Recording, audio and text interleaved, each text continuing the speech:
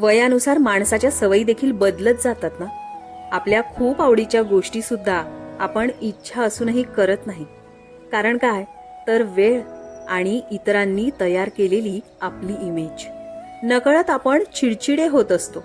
आपलं आपल्यालाच कळत नसतं की आपल्याला नेमकं काय करायचं आहे, काय करायचं होतं आणि आत्ता परिस्थिती अभावी आपण काय करत आहोत. खरं तर हा गुंता सतत सलत राहतो मनात, पण मार्ग मोकळा होत नाही. किंवा कधी कधी मार्ग असतो, पण जाणीवपूर्वक आपण दुर्लक्ष करतो त्याकडे. कितीही हवाहवासा वाटला तरी तो सर्वांच्या हिताचा नसतो ना.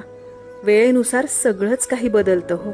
कधी काळी फक्त स्वतःचा विचार करणारे आपण कधी संपूर्ण कुटुंबाचा विचार करू लागलो हे आपल्यालाही समजत नाही. कोणीतरी आपल्यावर अवलंबून आहे याची जाणीवच आपल्याला जिवंत ठेवत असते.